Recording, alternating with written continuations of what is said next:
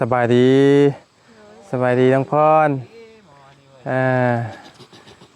กะหน้าตากะสดชื่นขึ้นนิดนึงพี่น้องเนาะคือหมอยาว่าแต่ว่าการเยียวยาจิตใจมันสำคัญที่สุดพี่น้องเนาะโอ้เอาทุกเจ้าสบายดีคุยกันคุยรถมานั่งพี่ก็ได้นั่งเตียงพี่ก็ได้เพื่อนมากดเอาพื้นยังให้เทใหม่เบิดเลยเนาะติดอันดับแรกคือเทคานก่อนแล้วก่อนโดยแม่น่ะพื้นกับไม้เลยเบิดนะเพื่อเอาอันเทพื้นขึ้นอีกหรือมันสิหมดฮะจะพื้นเทบางเขาเทบางเป็นแล้วเนาะเด้อบ่ถ่าเด้อจูไฟก่อนโอ้มุนโอ้ฮอนเป็นบ่บางไรอันนี้ตัวนี้คือสีฮักกะเทเหมือนกันแม่นคือสีแบบคนฮักกะก็เห็นห้องเห็นยังหน้าตาสีเบิ่งได้ฮอดบ่ปีประมาณปีหนึ่งเนาะทำหน่อยจูไฟลูกจูไฟเอาพื้นมาใส่ตัวเล็กคือจะมีคนหลักเลยที่เนาะบ่มีมันบ่คืออยู่รองแจงมันบ่คืออยู่รองแจงมันปะบ่ได้อยู่ที่มันบ่เป็นหยัง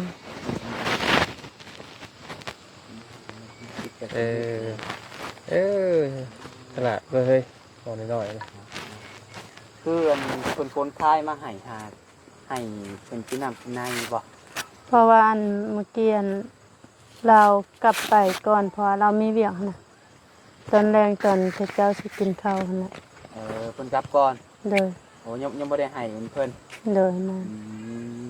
แล้วยังไงคือแบบจ้างหาเพิ่นให้เนาะว่าเขาบ่จ้างเพิ่นแบบหาต่างซอยกันนั่นไงแบบนี้นี่มาตัวมั่งแล้วเรียบร้อยเด้อเพียงแต่เพิ่นทาก่อนตัวมื้ออื่นบ่เพิ่นว่าสิเริ่มดำเนินการแม่นมื้ออื่นค่ะถ้าว่าเขาเจ้าเฮ็ดมื้ออื่นละประมาณอาทิตย์นึงนี่ก็แล้วเขาเว้าบ่แม่น้องพรเขาเจ้าเว้าเพราะว่าแม่นเฮือนเขาว่าแม่นเฮือนน้อยมันบ่ได้ใหญ่ติเพิ่นคาดการณ์ว่าประมาณอาทิตย์นึงจะถูกแล้วกันว่าอาทิตย์นึงแล้วนี่เฮาก็ฮอดถือว่าไว้โอ้ยอย่าเฮ็ด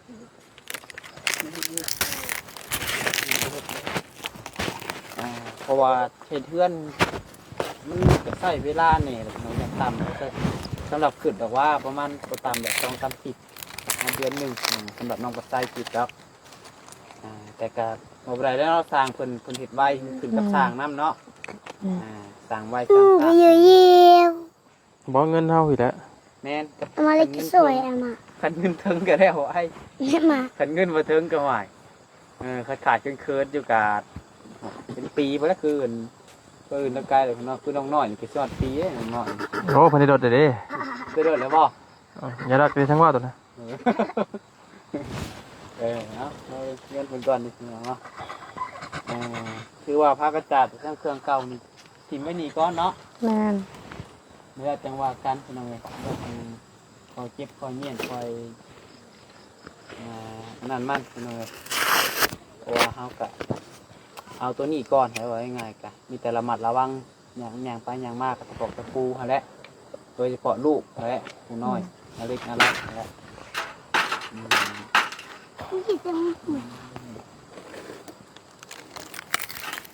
เป็นไงสะพอนความรู้สึกตอนนี้ดีใจแน่เลยดีใจเพราะว่ามีเฮือนพาลูกอยู่มีเฮือนพาลูกอยู่แล้วเลยจะใครขึ้นอยู่ที่ก็ใครแน่แต่ว่าได้น้องน้องดีใจนะดีใจไปเรื่องนึงแต่ว่าก็ยังเสียใจไปเรื่องนึงเพราะว่าได้เฮือนใหม่ละบ่มีผัวอยู่นั่นได้เฮือนบ่มีอันคู่ชีวิตอยู่ร่วมกันเนาะโดยสู่แดดสู่ฝนมานำกันแหละเนาะจักปีก็จุใจอยู่นำกันมาได้6 ปีไป6 ปีตั้งแต่อเล็กยังบ่ทันเกิดเนาะโดยว่าเล็ก6 ปีบ่อยู่มาเป็นอะไร6 ปี 7 ปีเราเงาอูดแบบเพิ่งได้ดีใช่ไหมอูจูไฟอูดนะจูไฟอูด เอ้าอยู่แต่ยุง แน่นอนดอก งั้นมื้อไหนไอ้ซื้ออันนั้นมาให้มีบ่ ยาอุดยุง สั้นครับมันในยุง บ่มี บ่มีไอ้เบิร์ดเลย บ่ใส่อันนั้นก็ได้ ซื้อมาให้หมอน้อยนะ เออ ซื้อมาให้หมอน้อยไปแล้วแม่เพิ่นอุ้มมาแล้วบ่อยากให้ยุงกัดหลายนะเพิ่นยัง ถ้าก็นอนได้เนาะนอนโดนเติบไปก่อน หากก็นอนตอนฟ้าเรายังลงมาย อมรับอยู่ว่าน อนคาอึก เอาไงยอมรับว่าสบายๆเล็กน้อยเนาะ อ่า เป็นยังไง มีหยังลูก มาแก บั อุ่ ด น ไม้แม่บ่คือเตียงนี่